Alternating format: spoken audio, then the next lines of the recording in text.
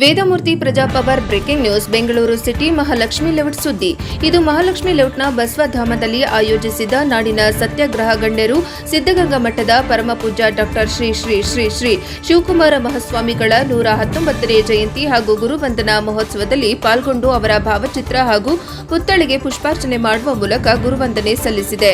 ನಂತರ ಮಾತನಾಡಿ ಸ್ವಾಮೀಜಿಗಳ ದಿವ್ಯ ಆದರ್ಶಗಳನ್ನು ಸ್ಮರಿಸಲಾಯಿತು. ನಿರಂಜನ ಪ್ರಣವ ಸ್ವರೂಪಿಗಳಾಗಿದ್ದ ಅವರು ಬಸವಶ್ರೀ ಪದ್ಮಭೂಷಣ ಹಾಗೂ ಕರ್ನಾಟಕ ರತ್ನ ಪ್ರಶಸ್ತಿ ಪುರಸ್ಕೃತರಾಗಿದ್ದರು. ತ್ರಿವಿಧ ದಾಸೋಹಿಗಳು ಹಾಗೂ ಕಾಯಿಕ ಯೋಗಿಯಾಗಿದ್ದ ಸ್ವಾಮೀಜಿಯವರು ಯುಗ ಪುರುಷರಾಗಿದ್ದಾರೆ.